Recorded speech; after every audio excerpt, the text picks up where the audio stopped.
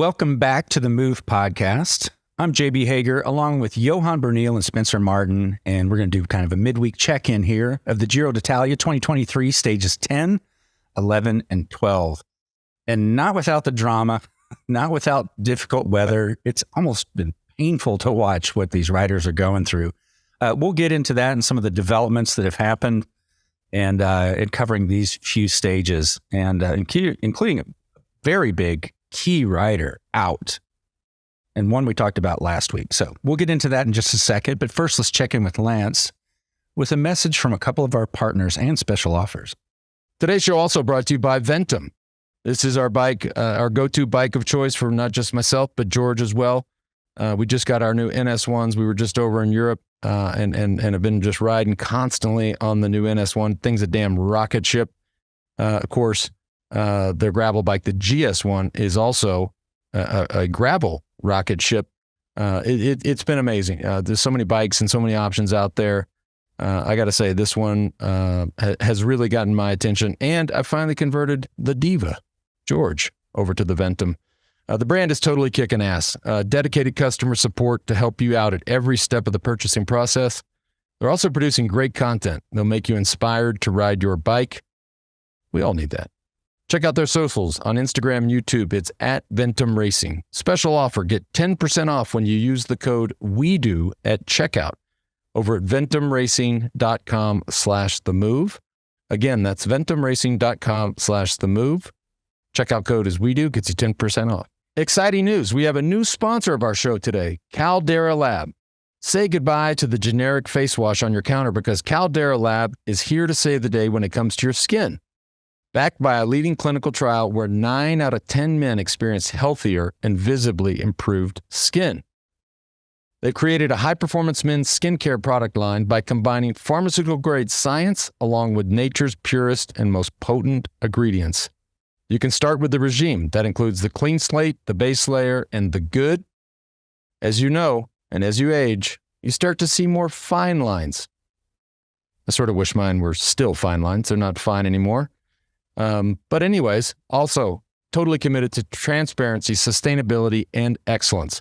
Today, we have an exclusive offer for our audience so you can try for yourself why so many men trust Caldera Lab for their skincare needs.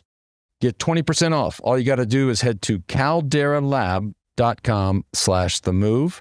Again, that's calderalab.com/themove. All right, Johan, Spencer, good to be back with you. Not without its drama in this year's Giro. The bad weather is definitely a factor. And the last time we talked was right after Remco Evenpoel abandoned, went home with COVID. Looked like he was, he still won the time trial. So it's hard to say that he was not on form. He's still winning a time trial in the Giro. But the day following, let's talk more about Remco and his abandon because I believe 4 of his teammates went home the following day after we did that show. Does that sound accurate? Yeah. Stage 10 started with the news that 4 riders of Soudal Quickstep didn't start because they also had tested positive for COVID. So I think there we kind of got the answer. I was a bit, I'm not going to say upset because, things like that don't upset me anymore, but annoyed that there were questions about Evenepoel's abandon after winning the time trial, and then the same day announcing that he had COVID and making a decision that he was abandoning. I think we got the answer. Nobody would send 4 teammates home because they want to in such an important race, and I was disappointed actually that it was the Gazzetta dello Sport, the organizing newspaper, who came out with that story, with those suggestions or, theory that Evenepoel, in their opinion, he was fading. He saw that he was not as strong as he wanted to be, and that he chose to abandon the race with COVID as an excuse. That's what's been going on social media. I think, they should, the Gazzetta dello Sport said that, it was a mistake for him to straight away abandon and not wait for the rest day and that it was a lack of respect to the Maglia Rosa, to the pink jersey. There's a couple of things.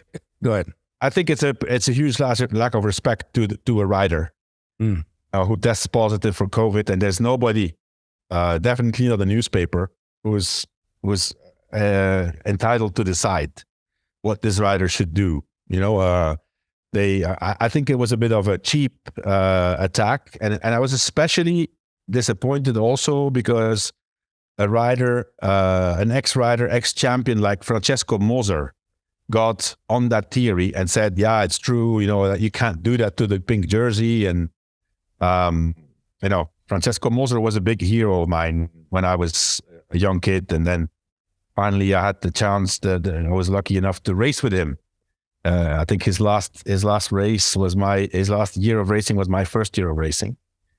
But if an ex-champion and an icon like this in Italy gets behind that story, it gives it some kind of credibility, and it went loose.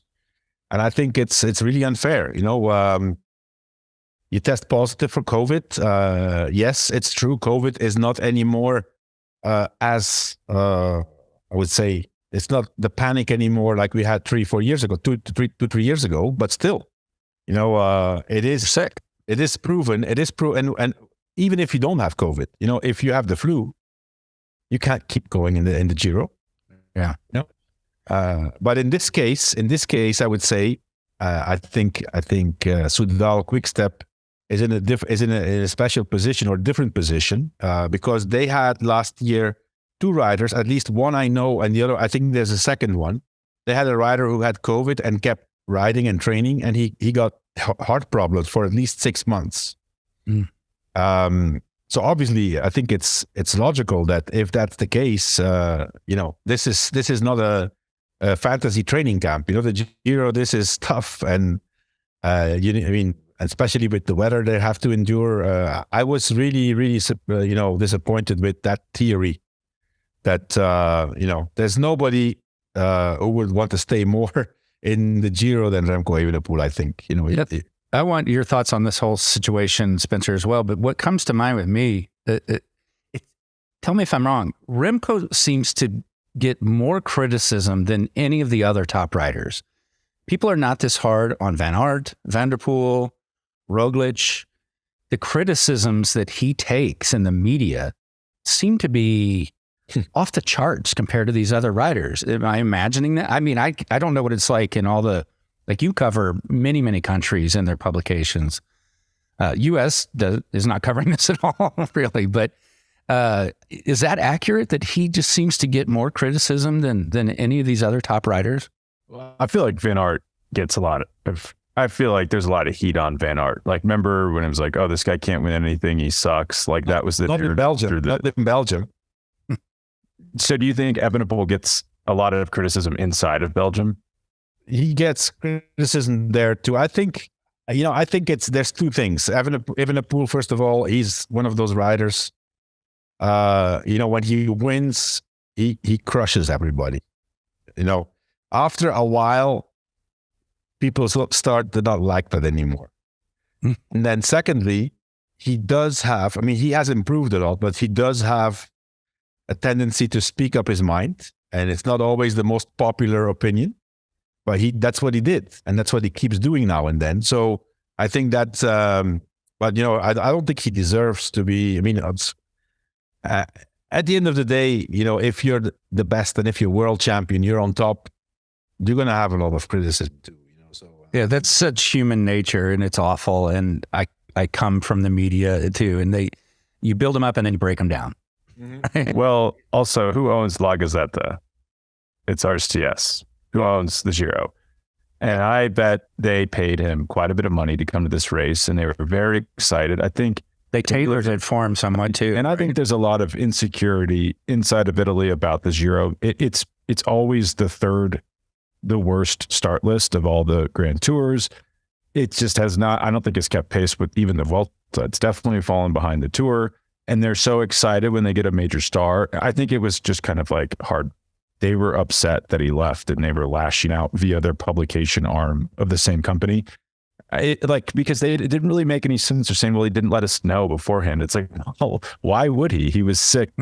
He's going to call you and say, hey, What do you Mauro, should we have this guy risk a heart problem that's going to last a year or not?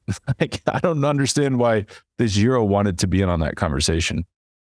I guess they feel entitled because they paid him a bunch of money, Yeah, I think that's what this comes down to. But they have to know that if you attract a star athlete and you pay him a big appearance fee, there is no guarantee he's going to make it to the finish. There's that sport. He can crash. I mean, I haven't seen any outlash to Philippe Ugana, who all of a sudden was not in the race anymore because of COVID. Same thing. He is a star. He has COVID. Hey, listen, that's it. So that wasn't it 2 years in a row at the Giro? He won every time trial. That right? Yeah. Yeah. No, like that's not 2 years in a row, but until this year, he had won every single time trial in the Giros that he had participated in. right. Just to give people context of his star power in this race. Yeah. Yeah, and he's an Olympic champion. He's been world champion. He's the hour world record holder. Mm-hmm. So, yeah, I guess you need to remind people that, and I think we've all experienced it right now. Like, you could have COVID and I don't feel anything. Your spouse could have it a week later and they're coughing like crazy, or they're stuffed up, or they have stomach problems. Each and every person reacts differently to it, and any one of those symptoms could prevent you from riding a bike well. Yeah, but and especially, I think. Sorry, Spencer. I think that when Evenepoel won the time trial, the press interview he did afterwards. First of all, he looked terrible. I've never seen him look like that. Like, really, his face was like he had suffered a lot. Okay, you can say yeah, but he said in that interview that he was feeling some congestion, and he, after that time trial, he asked himself for a test. He felt something was going on. Yeah. Because normally they do the tests on the rest day. I mean, there is no protocol anymore. You don't have to do a test. That's just up to the teams, right? But he felt something was wrong and he did a test. So, yeah, who's going to be more aware of their, physical being than an elite athlete like that? You just know. People were saying, "Oh, just get him to stage 10, see how he feels." I maybe even said that, but stage 10 was like freezing cold, like 2 degrees centigrade. So what's that, like 37 degrees Fahrenheit at the coldest part, and rainy. Like, that's not, I mean, as we saw, Alexander Vlasov dropped out of the race because he was sick with, I guess, a non-COVID illness, but a sick person. Now it turns out it's COVID. It's COVID, yeah. So they didn't know, but it turns out that it's COVID also. And he had a great time trial. I guarantee you, same thing would have happened to Evenepoel if he starts that stage. He's dropped and has to abandon it with Vlasov. So I don't think it would have mattered, even if he stays in the race. Well, maybe that's what people want to see, that they want the stars to be the heroic efforts and see them vulnerable and suffering and then having to abandon. I think it's just, they made a decision. That's what they should have done.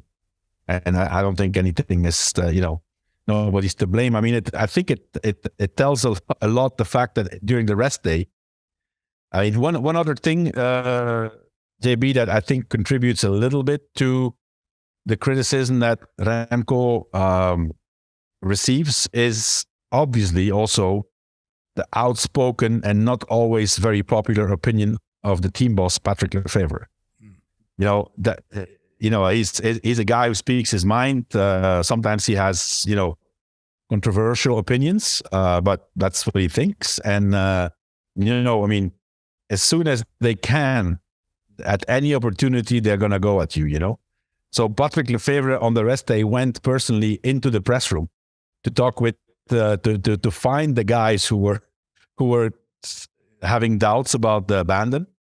And he was really, really pissed off. I like that though.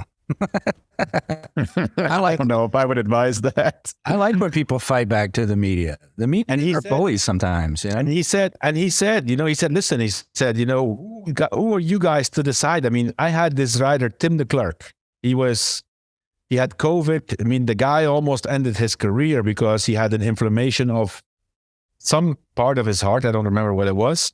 And I mean, not even COVID. Listen, if you are sick and you have the flu and you have fever and they keep you in the race, it's a risk. I mean, when you have fever and you do high efforts, intense efforts, there is always a risk for a heart problem.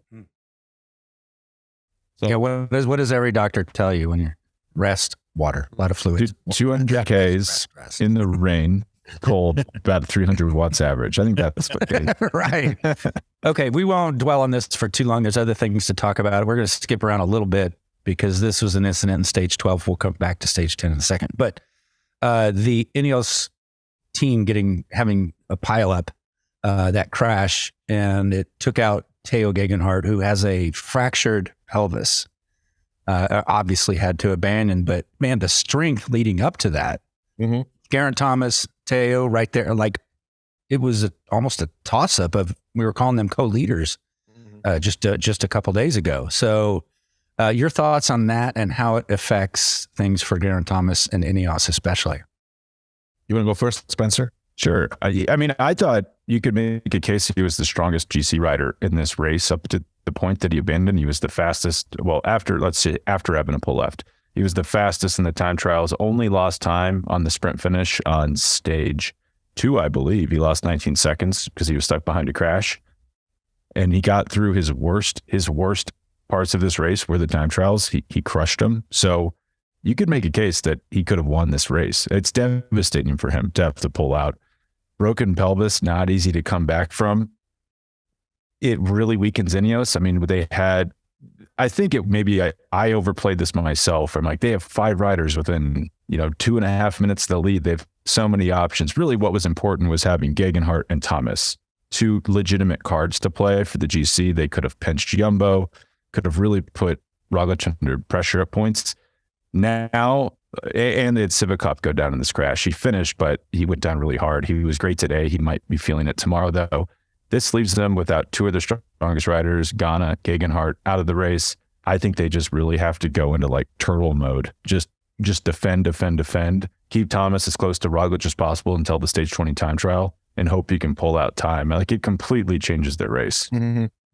No, I think it does. And, it's once again, the proof that no matter how good it looks in a Grand Tour, it's always around the corner. In 1 second, they went, okay, I'm not going to say that, but, they're still good. I mean, Thomas is in great shape. They have Arensman, they have the Plus, but they are weakened all of a sudden. And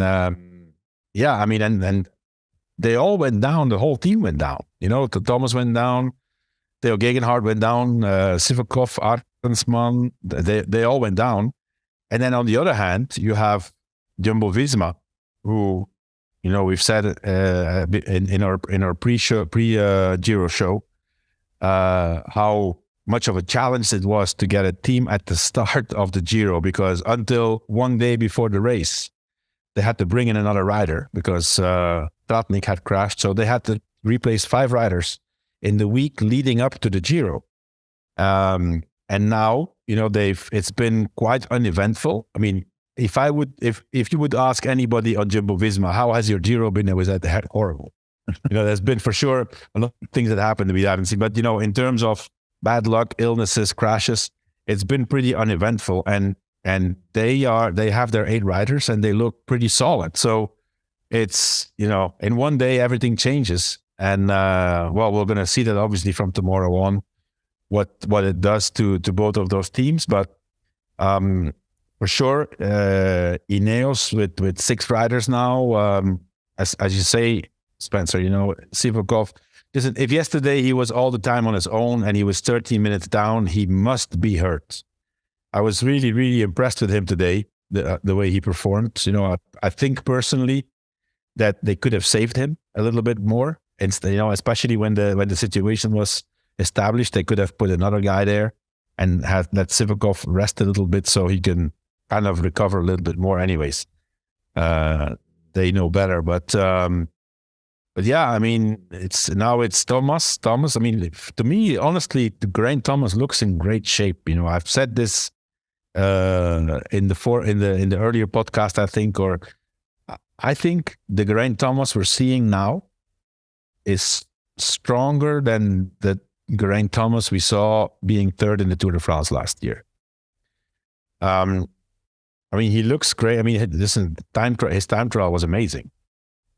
He lost it with 9/100ths of a second. So then again, we haven't seen anything until now because there was one big mountain stage or one big mountain to finish, and it was a non-event because the wind was not very friendly to the rider. So we'll see from tomorrow on how he's in the big mountains. But listen, I mean, he's an ex-Tour de France winner, was second in the Tour, was third in the Tour. He's definitely it's a race, as much as it was a race Evenepoel Roglic before the start of the Giro, it's a race Thomas versus Roglic right now. I can't see anybody else getting close to them. Even João Almeida, Almeida is there, lurking in third position, but Thomas and Roglic are just better, I think. I don't know about that. João Almeida in the third week. João Almeida loses like 6-7 minutes in the first week of every Grand Tour and then looks amazing in the third week. He's just always way too far back. I could be wrong. I think Thomas is going to, not that I think we're past the point of Thomas blowing up. I don't think he's going to blow up on these climbs and lose minutes. It's going to be, I worry, death by 1,000 cuts. He might lose 15, 20 seconds. Because Almeida and Roglic are explosive at the end of those climbs when they're fit. And Almeida is just 22 seconds back, by the way, for our listeners. Do you think, Johan, so Thomas is 2 seconds up on Roglic, 22 seconds up on Almeida. Let's just assume the mountains are bust. They don't even happen. They're all called off because of the weather. If they go into the final time trial with that gap, how does Ineos feel about that? This is the strongest. This is not a time trial. It's a mountain stage. That last time trial. It's incredibly steep, insane. So it does not favor a time trialist. It's just and already Spencer. Any time trial, the last time trial in the Grand Tour, it's the guy who's the freshest. The guy who's the strongest.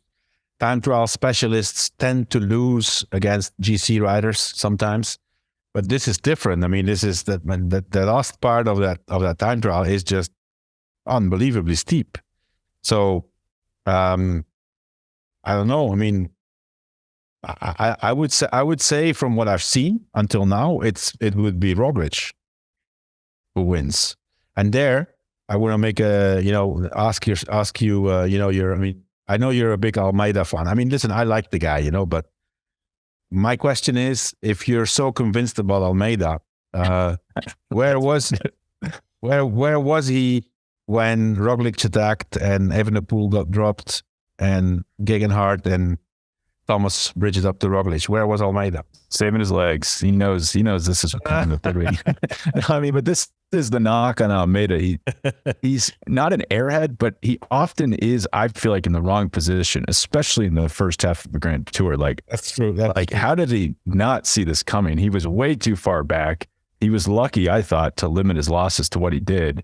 But I mean, you have a point where the little things, Thomas does the little things right. Almeida does the little things all wrong. Mm-hmm. Yeah, I mean, no jokes apart. I mean, listen, I think he's a great rider, and this is I think the first time that he has a real good shot at the podium. I think we should start with that. Let's not forget Thomas and Roglic are Grand Tour winners. A Tour de France winner, a triple winner of the Giro. There's still a bit of a difference between a guy like Almeida, a guy like Caruso, who, Caruso has been second in the Giro. Almeida has not been on the podium of any Grand Tour yet. There's always a first time. I think this year is the year. But, between being on the podium and winning, there's still a difference. Should we give some context about this stage? By the way, the stage 20 time trial, it's flat for the first 10K. And then the last 8K, this is crazy. The last 8K are an average of 11.5%. And there's even steeper pitches sustained. Like there's a 5K 15% pitch in there. So potentially the problem of this entire Giro d'Italia is that you could lose minutes on that. If you like, Geraint Thomas could have the perfect race. He has one bad day and he's in 5th place. Like these guys must be worried about this. Ask Roglic about the last mountain time trial in the Tour. I know we'll probably get more into how the race is going to change for the remainder, but I can't help but think, especially about Roglic and probably Almeida too. Does it make more sense for them to just wait, like not attack and wait for this time trial? Just let Ineos control it and just stay there and wait till the time trial. Like that's when the showdown goes. I think, but will we see attacks prior? I think that's risky, JB. Thomas is a good time trialist too, and he's a good climber. He's gonna be up there in that time trial. I think Roglic, his mission is gonna be, stay with Geraint Thomas, try to get the bonifications, and if he sees an opportunity, he's gonna attack. Even if you think that you have a chance of winning it in that last time trial, you don't want to leave it up till then. If you see the opportunity. What I like about Roglic in this Giro is that he is riding completely the opposite of when he was third. Was that 2019? Yeah, it was 2019, I think, when Carapaz won. He was untouchable in the first 2 weeks. He was flying. Nobody could get close to him. And then he had a bad day, and he started to fade away a little bit. He's doing complete opposite now. He's been, even in the finishes when it's, he's not been nervous. He's not been fighting too much for position. He's not been sprinting for bonification.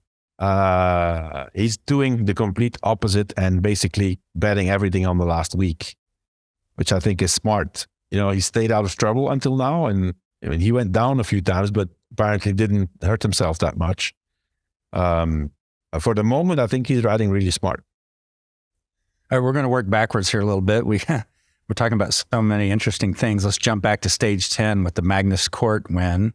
Your thoughts on that stage? Mm-hmm. Well, again, a stage that the breakaway made it. Let's not forget, before the Giro, not one race in this calendar of the World Tour, there was a breakaway that made it to the finish in stage races. And now we have 4 already, I think, with today. 4. Is that, as with the weather a factor with breakaways succeeding? 5, actually. 5 already. Yeah. It's like we said, in the pre-show, before the Giro started, there are, first of all, there are not teams that are super, super dominant for the sprint. There's not like a team completely built around a sprinter and deciding, okay, this is going to be a sprint today, right? I think I love it. It's great that these breakaways have a chance, because it opens, a lot of people start to have hopes that they can win a stage, so, and it's not easy to keep those stages under control for the, there's not enough sprinter teams. And then, now there's already so many riders behind with the time that the GC teams don't have to worry about it. So we're going to see more breakaways. I also think the fact that stages 13 through 20 are so brutally hard, there's no appetite for anyone to use any more energy than they absolutely have to. So that's awesome if you want to get away in a breakaway, because Jumbo and Ineos are not going to sit on the front and try to control that, pull that thing back. Yeah, for sure. Yeah, but that breakaway, Magnus Kort, becomes the also joins now the club of the stage winners in the 3 Grand Tours. He won 6 stages in the Vuelta. I think he won 2 in the Tour, and now this is his first stage win in the Giro. Second Dane in this Giro who does this. Mats Pedersen did the same. won his first stage in the Giro, and then by that, with that victory, won stages in all 3 Grand Tours. But I mean, listen, a guy like Kort, if he's in a breakaway, that means that he's going for it, and it's going to take a lot for him not to win the stage, right, Spencer? Yeah, I mean, he's a magician. I don't know how he does this. Like his GM Jay Botters always gets on like TV and talks about how crappy his riders are, but like I don't want to sound like that. But he's not like a superstar talent. Like I would say him and Nico Den's probably about similar talent levels. Kort just can win at an insane rate because he gets into these breakaways. He knows when to like let it come back, let the peloton reel them in, and then push it back out and kind of hold it at a frustrating 45-second gap. But I don't know how he convinces these other guys to just give it their all. Like, hey guys, help me out, and then I'm going to out sprint you because I do this every time. Like, it's unbelievable what he can do. Yeah. No, listen, I mean, he's a tough guy. He's a tough guy. And, with a guy like the Marquis as a companion, that's obviously, one of the ideal guys to have with you because the guy just rides and he can't sprint. So it's a small issue. He can't. I would always want the Marquis with me in the breakaway, Yeah. But then I wanted to talk a little bit about this Canadian rider from Israel, Premier Tech, Derek. Is it Derek G? Derek G. That's a discovery in this Giro. It's he has now 2 times the second place in the stages. It's a guy who comes from the track, and I think it's only since last year that he started to dedicate himself a little bit more to the road, and the guy has potential. He discovers the Grand Tours here in this Giro, and if you can be 2 times second after 10 days, that's pretty good. Yeah, he's the total stud. I mean, I don't know, like, same thing with the guy who got 3rd today, the Israel Premier Tech rider, Sebastian Berwick. Like, I don't know where they're finding these. These are complete unknowns who no other team, I assume, was interested in them. And I think you were saying, Johan, that G, physically talented, but just like a good mentality, like a tough guy who like has the right attitude. And like to be able to just get in those breaks day after day, you have to be a special type of person. Yeah. No, I think what he has shown, I mean, that's, you have to be in really good shape. And I don't know if you guys saw that. I mean, he has great fans. Did you see that clip of that fan? A Canadian. There's a clip. This clip is incredible. There's so they go on this climb. There are 3 riders. So it's Kort and the Marquis and Derek G. And there's this guy there with the Canadian flag. It's terrible weather, and this guy's running, and you can hear him. You can hear him yell at him, "Come on, you got this. This is nothing compared to what you're doing in Vancouver." And and come on, you can make it. It's 1 kilometer to the top, then it's downhill, and then he lowers his voice a little bit, and then you're gonna fuck them in the sprint. That was amazing clip. It's out there on social media. But yeah, I mean, chapeau for this guy. Really good rider. He's probably sitting around wondering, like, when's the weather going to get bad? It's been a little hot lately. All right, let's talk about this incredible sprint on stage 11 that Pascal Ackermann won by, depending on what angle you looked at, it looked different. Not the lead out, as you have mentioned. We haven't had the big lead out that we've seen, so it's kind of every man for himself.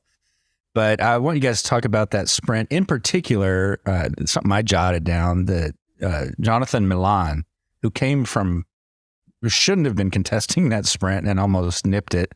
But his speed, like, is he I hate to detract from Pascal Ackermann, but is Milan the fastest guy in the peloton right now? Pure speed?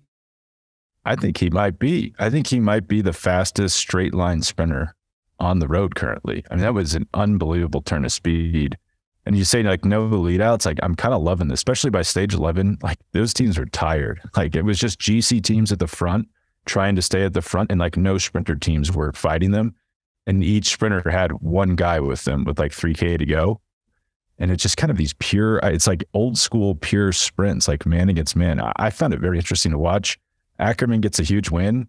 Cavendish, for a second, we want to talk about that. I don't know what Mads Pedersen was thinking. Mads Pedersen goes with like 350 meters to go, gives Cavendish picture perfect lead out. Cavendish steps out. Ackerman's just behind him. Probably slightly better positioning. He could slingshot around Cavendish as Cavendish was trying to slingshot around Pedersen. For a moment, I thought Mark Cavendish. Yeah, me too. From the frontal view, it looked like he had it, at some point. Yeah, I was watching it thinking like, oh my God, this is going to happen. But like, slightly concerning, if you rewatch it from the above angle, the moment he steps out, he's moving backwards relative to Ackerman in Milan. That's a slight concern for me. Like, does he still have that punch? Like, if he was on quick step, it wouldn't matter. Like, they would just, like in 2021, they were getting him, like he was doing 5-meter sprints to win those Tour de France stages. They were getting him so close to the line. But on Astana, he's going to have to do a lot himself. That's obviously a big difference. That's true. But man, he's there. Listen, let's not forget. Mark Cavendish is in this race because he wants to race. He doesn't need to do this. He had his career. He has all these wins. He has enough money, I think. So he's here because he loves racing and he wants to win that stage in the Tour. He's getting closer. I mean, he had to endure all the elements too. He was dropped. He came back, and this was not a big group anymore. What was it? It was 40, 45 riders. Yeah, he's oddly become. I think a young Cavendish is faster, but gets dropped on a stage like this. Like he's almost getting stronger as he gets older. Yeah, well, there wasn't a crash in the last 1.5 kilometer, but still, the other day when I don't remember who won then. It was also a breakaway, but yeah, he was also there. That was a very reduced group still when Cavendish. That was the Magnus Kort day. I think the Magnus Kort day, exactly. Yeah, so. Bit by bit, he is getting better. And, Cavendish in the Tour, that's the different animal. He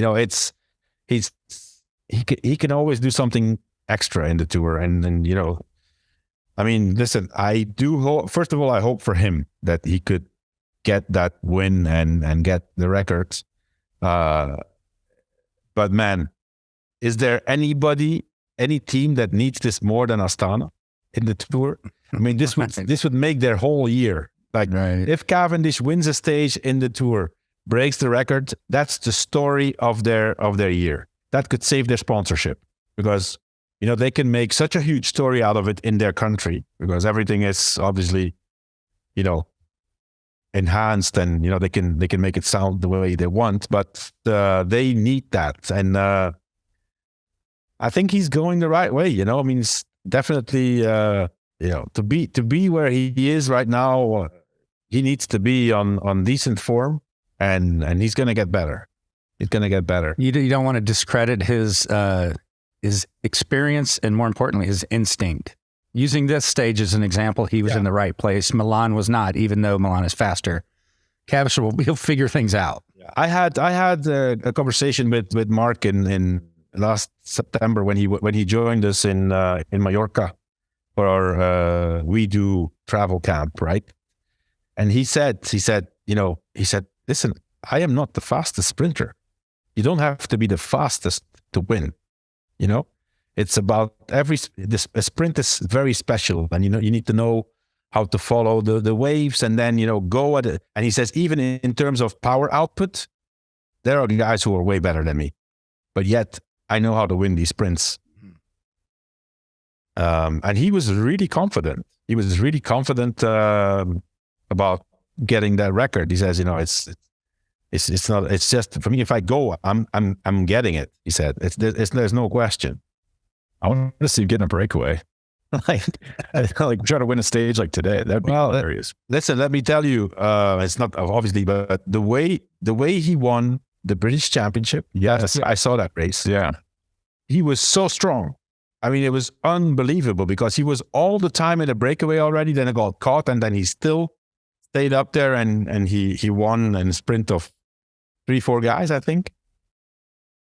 He's won it twice like that. It's actually kind of, if you're a big Cavendish fan, go back and watch him in the British Championships every year, because it's just complete chaos, because Ineos doesn't work together because they all want to win. So like these sprinters have to get in breakaways. It's very fun. But at the Tour, he could win, because sometimes, I mean, these crazy crashes with, 2-3K to go, sometimes there's like 3 sprinters remaining, so it's like you just got to show up and be in good shape, and he could win. It's not impossible. He needs 2 really good guys to bring him in the final. Obviously, he doesn't have that here. Case Paul, and then there's this Russian. I think it's a Russian guy, or it could be a Kazakh guy. The guy is massive. Like I do think that he had a crash in the 4 days of Dunkirk, so he could be injured. But they have this one guy on Astana. The guy's an animal. He's so fast and huge, like a wrestler. So I mean, if he can go behind that guy, they're not gonna come mess with that guy in the bunch. Do you guys think, just to build off of JV's point about Milan, does he need to be on a different team? If he's on a team that's dedicated to getting him in the right position, like, is he one of the most dominant sprinters in modern cycling? He's going to be on track. He's going to be on the team Little Trek next year. Oh yeah, Little Tiny Trek. I guess that is a good team for him, because they don't have a GC rider. I like that. I think he could be really good there. Yeah, I think so too. Cool. Let's touch on stage 12 with the breakaway win from Nico Denz. We'll be a little quick on this one, because I know we want to talk about a couple things, especially the disc brakes. Never-ending conversation, but your thoughts on stage 12. We'll start with you, Spencer. I, not in a million years, would have guessed that Nico Denz was going to win this stage. I thought the final climb was too hard. He's a good rider. He's not a great climber, but it's second day in a row we get a German winner. That's got to be a shot in the arm for German cycling. But I was impressed that it seemed like, I don't understand quite why he even cared about, like, he suffered, by the way, on the climb. Like, I've never seen anyone suffer like that. It was unbelievable to stay with Tom Squeens and Sebastian Berwick, who are better climbers than him. And then he starts attacking to drop Berwick. It's like, man, you don't have to worry about this. This guy's 55 kilograms. Just keep going. But he had Squeens working with him a little bit, which I thought was a huge win, because Denz is, I think, by far the faster rider. And then just like the final few kilometers, he's just like, I'm just going to sit on the front. I'm going to have to come in here and lead the sprint out myself. But he just took responsibility for it. Like, didn't seem shaken by that fact, and really roasted everybody. It wasn't even really a competitive sprint. Like, as soon as he stood up, it was game over. No one could come around him. I was very impressed by the stage win.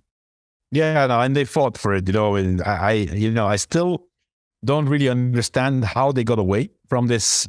They just rode away. Yeah, it was strange, but then all of a sudden it became 2 minutes, and then, I mean, that's obviously also the disadvantages of being a big group, that there's always going to be riders who skip their turn, and the best is 7 to 8 riders for a breakaway. That's the best quantity of riders, but yeah, I mean, they definitely deserve this stage win. I mean, any of those 3 actually. Quite impressed with that young Australian rider on Israel Premier Tech. He was the strongest guy on the climb. But yeah, I mean, Nico Denz, 29 years old, I think it's his first victory in a Grand Tour, right? He never won. It is. I was just looking at that. He's won a stage in the Tour de Suisse, but this is his. Okay, okay. Yeah, Tour de Suisse is not bad either. Right.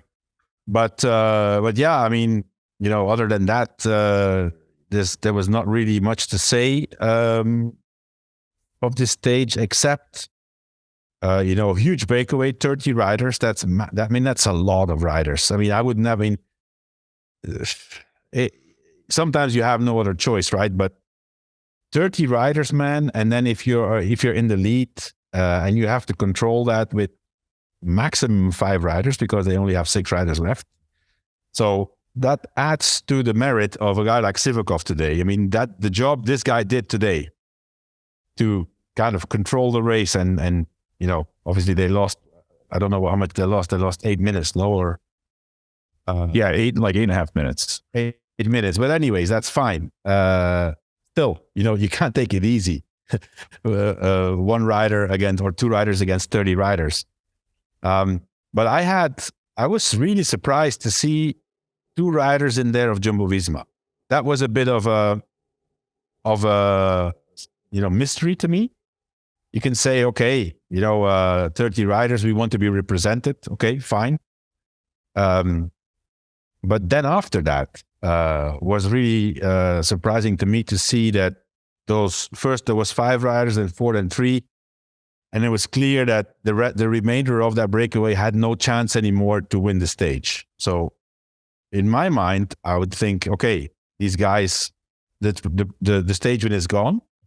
Everything is under control. So they go back to the peloton, right? To stay with, or at least stay in the breakaway, but not spend any energy, or try to spend as less energy as possible. And then I was surprised to see that in the final of the stage, they came back, both Sepp Kuss and Michael Hessman, and they were making huge efforts to drive the remainder of the break. That I found a bit strange because, they have obviously their work cut out now in the next few stages, whatever is remaining of the Giro. And I was not the only one who was thinking that. Sean Kelly was commenting, and he had the same question. So I think I know that obviously we are old now, Sean and I, and we can't follow anymore those strategic decisions of the teams nowadays. What did you think of that, Spencer? Well, I was perplexed, just like you. Maybe I'm getting too old too. And I guess so the surface explanation would be now they're leading the team classification. I cannot imagine why they would care about that. Is the unsaid in the back of their minds? Are they thinking, well, we're actually putting a little bit of pressure on Ineos. Sivakov really had to go deep to hold the leash here because you don't want to spot Sepp Kuss like 15 minutes. That would be a mistake. And now Kuss is within 10 minutes to the lead. He makes up quite a bit of time. What if he's in the break again tomorrow? Does that then put more pressure on Ineos? Are you like slowly stepping Kuss up to within 3 or 4 minutes of the GC, and then you have a second card to play? That's the only thing I could possibly imagine that would justify that. No, I can't see that. It's the team classification, which is beyond my mind. It is the team classification that they went for today.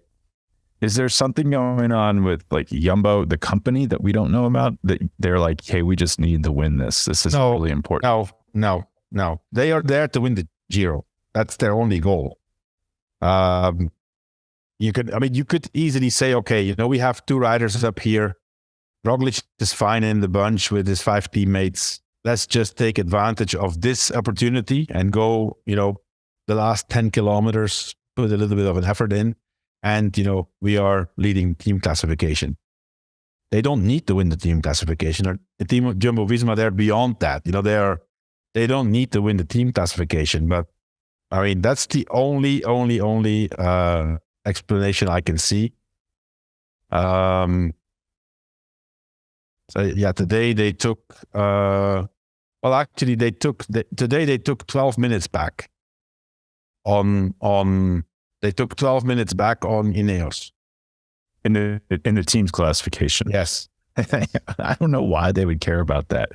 That's a Movistar thing. So because they finished at 3 minutes today, and Ineos finished at 15 minutes today in the team's classification. The team's classification, for the listeners, for our audience who doesn't, so it's every day the first 3 riders of every team. The combination of those times and then they add up every day. So this is, I should know the answer to this, but on the final podium, do you get a team classification jersey for everyone? No, there's no jersey. No, it's the whole team that goes on the podium. Yeah. And for any domestique, that's quite an honor, right? It's a nice thing. It's a nice thing to win. But they have bigger fish to fry. That cannot be unless you want everything. And I mean, I don't know, man. Listen, they know better. They know what they're doing. So I don't know. Maybe I would love to get Richard Pluge on here. I'd be just like, what was the deal with that? What were you guys thinking? As I can't quite it's hard. Tomorrow is so hard. I mean, and then every stage after that is quite difficult. I would just want to save as much energy as I possibly could. Yeah, but you know what, Spencer? They have Rowan Dennis, man. Rowan Dennis is rode himself into shape. He's gonna go, and if Rowan Dennis gets to the level he was when Tao Geoghegan Hart won the Giro, they just need Rowan Dennis. That's all they need. He was, yeah. Like he was a one-man team back in 2020. And he's probably strong. Miserable right now because the weather's terrible, but he's had a clean run through this Giro, and he's probably been building form while everyone else is getting worse. It's working out really well for Jumbo in that respect. Yes, definitely. All right, now I'm going to bring up a subject that keeps recurring. I guess it has resurfaced the disc brake controversy. Not that it's good or bad. We all know it's good, it's better, but why is this a factor in more crashes? And I think it's resurfacing because of the weather conditions we're seeing. Mm-hmm. Very, very slick roads. And as you mentioned early in the show, Johan, roads that have not seen rain in some time are more slick. And again, I don't know how this resurfaced again in our sort of our dialogue while we're watching racing, but it's back. And again, let's jump back into that, because I've said on the move before and got shut down really quick that the hard braking of disc brakes is a factor for these big pileups, because of reaction time. The bike stops so fast. I think JB, you got kind of laughed at by Lance and George, which happens from time to time, and I don't also laugh. Did I also laugh at you? I don't, probably, but that's okay. Okay. Well, I mean, I have to agree with you, JB. I think disc brakes, first of all, they are safer. Disc brakes on road bikes, it make braking a lot better, a lot faster. There's no discussion about that at all. I do, however, think that in wet conditions, that disc brakes can contribute to more crashes, because they brake a lot better. So instead of on rim brakes, you brake and you have gradually diminishing your speed. Disc brakes, you stop faster. So obviously you can also lose your wheels under your body a lot faster. We see that often. And I also think that the peloton got now really used to the disc brakes, and they just brake later. They wait longer to brake, which, obviously when they crash, they go at higher speeds. That's also why we tend to see more injuries, in my opinion.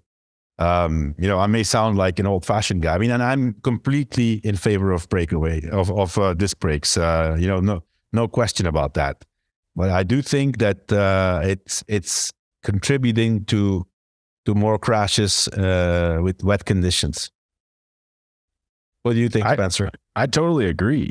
Yeah, because the contact surface is limited, right? It's not a car tire. It's not even a mountain bike tire. It's pretty small. So even if you're getting a ton of force into the brakes, as Johan said, they are better. Just generally, if you're riding by yourself on descent in the dry, disc brakes are awesome. But if someone crashes in front of you and it's wet, you're like, oh shit, I'm going to pull the brakes. Like, it's stopping immediately, but your tires do not stop on the wet surface. Like, they're just going to keep going, and then you wipe out. Like, I think you're spot on. I think that's why we're seeing so many more crashes in the wet. I think what you're describing, it puts them into a slide quicker, especially the front wheel, potentially. Yeah, locks everything up. And then if you lock up in the wet, that's not good, because your wheels are just going to slide out. And it should be better. In theory, we should see less crashes because you can run wider tires. So you should be able to run, people should be putting massive tires in on these rainy days and running 40 PSI or something. That's what they And we're still seeing this many crashes, which tells you it must be something with the braking. Yeah, but also I did check with some people in the Giro, and they say that let's not over exaggerate either. They say that the main reason for the crashes is the bad weather. A lot of dust on the road, and a lot of new asphalt, a lot of new pavement. That's the primary reason, because. But then if you add to that, like disc brakes, more stress in the peloton, less respect. I've heard this comment already many, many times of the different riders. Everybody wants to be in the front. More pressure to win throughout the year. It's going to happen. Nobody ever said that cycling was not a dangerous sport. It's if you go at 50, 60 kilometers per hour on tiny wheels, on tiny tires, you're going to crash. And especially if there's 150 riders on a 3 meter wide road, it's going to happen. Tell me if this is a crackpot theory that in recent years, I feel like on teams, let's say 10 years ago, 20 years ago, especially when you were managing Johan, there was just a lot of guys on pro teams that would under no pressure to win or even ever get results. It just feels like there's a lot of like tenured riders, maybe. I don't want to be disrespectful, but like now you have guys like Sebastian Berwick, who was on essentially an Australian amateur team and then gets plucked out, I assume because Israel can just tell right away from across the world, this guy's a world-class talent. We can see his numbers. Boom, you're on the team, buddy. But he's taking the spot of someone else. Some other rider is then getting fired. Like, is that it's just less relaxed because everyone's thinking, I got to get results, or some 20-year-old Australian is going to take my job. Whereas in the past, it was more of just like, oh yeah, like an old boys club a little bit. You were untouchable a bit, yeah. I mean, that's probably going on, but I don't think that would be a factor to increase the stress. I just think that there's a lot of riders who are in with a shot nowadays. There's today, this young Australian could have won the stage. I mean, who would have thought, right? Not even himself. But there are so many good riders who have a chance to win. And then when they see it being done by somebody who is not expected, then they all say, oh, I have a chance. And then they all want to be in the front. Yeah, that's a good point. That's my opinion. And one more thing that I wanted to bring up, because you mentioned the weather, the bad weather being such a factor here, the cold, the rain. And as I guess it was yesterday I was watching, and I've never seen riders doing the big, heavy, like they're dropping a sledgehammer with their hands, trying to get circulation back in their fingers. I've never seen them that miserable, I guess. I'm sure you have at some point. We've all done it. I mean, we've all been doing hitting your hand on something to do. It's, it has happened, but it was really cold yesterday, really cold. And the day before even more. So, I mean, no matter how, gear and the fabrics have improved, it's still, you're sitting on a bike, you're soaking wet. If it's 2-3 degrees and you go at 50k per hour, you're gonna feel frozen, and then you have to kind of try to figure out something, because you need to be able to hold your handlebars, brake, and shift. So, yeah, you see it happening.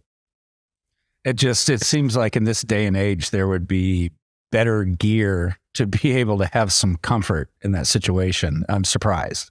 It's already pretty good. I mean, listen, there's always, I mean, I know that, for example, there are gloves, for example, I don't know how they would perform in wet weather, but there are gloves and overshoes and shoe covers with heating inside, right? I don't know if that would work. I mean, if that's available, man, on a day like that, I would definitely go for it, man. I hate the cold. I bought some socks with batteries in them. Oh, really? Yeah. I can't stand the cold. And do they work? Does it work? Yeah, I rarely go out when it's cold, to be honest. That's another solution. That's right. I would go for. I don't need Swift. I'm never going to go out in the cold. So no, you've done plenty of cold riding in your life, I'm sure. And then one last thing, and we'll wrap this up. Thank you for sticking with us, you listeners. We appreciate you. But a little glimpse, I guess. Spencer, we'll let you. I think you said as we were going through notes, like this is where the race changes starting tomorrow. Explain that to our listener to what to expect for the remainder. Yeah, we've talked about that last time trial, so we can skip that, but the rest. A little hyperbolic when I say this, but like really the Giro d'Italia starts tomorrow, at least the GC. The time trials oddly have been pushes essentially. Like Evenpoel was better, but he's gone. Everyone kind of performed about the same. Now we have, stage 13 through 20. All but 2 of those stages are mountain stages, and the one that's not a mountain stage is a hilly stage.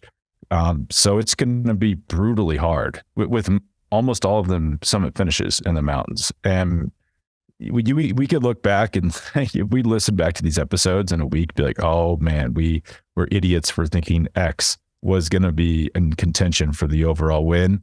And we even maybe get into the stage 20 time trial and someone has like a multiple minute lead, because then that's actually not common in the Giro d'Italia. But the weather is not, as Johan said in the pre-show, not getting any better, and they're getting into the mountains.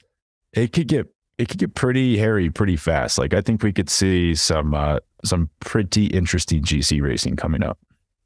Yeah, and also we'll have to wait. But for the moment, there's already one climb, which is tomorrow, and it's tomorrow actually. Tomorrow, yeah. So there was the Cima Coppi, the highest point of the Giro.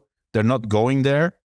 2,400 meters, I think it was the Grand Saint Bernard. Tomorrow they're going to Switzerland. And so they've decided that they're going to go until 1,800 meters, and then they're going to send the peloton through the tunnel instead of going up another 600 meters because there's too much snow. So, we have to wait also to see what the conditions are going to be on the other climbs. Yeah. So are you suggesting that we might have either altered courses or stages cancellation? Well, I mean, they're not going to cancel a stage in the Giro. Some sort of alternative. They're very inventive, and they have resources to.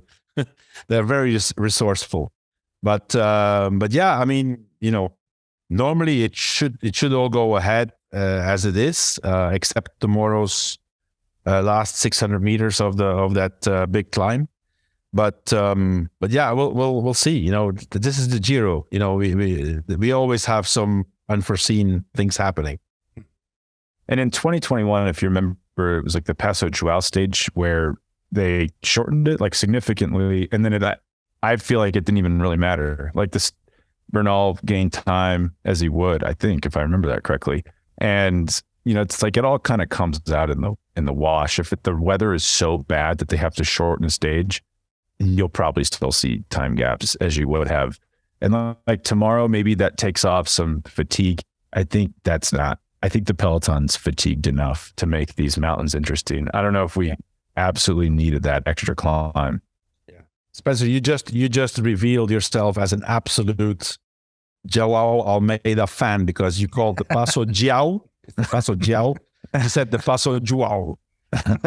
You're a big Almeida. I'm not. I feel like I mildly support him, and that makes me the biggest fan in the world. No one likes this guy except for me. No, that's not true. He's very likable. Listen, he's very likable. He's a great rider. I mean, not joking apart, I think he's a great champion, and it's going to happen at some point. I think this year is the year he gets on the podium, and that his next goal is going to be to win a Grand Tour, right? Yeah. That is a good point. He's never finished on the podium. This is as good as it's going to get. This is a wide open podium. He's got to grab this if he can. Yeah.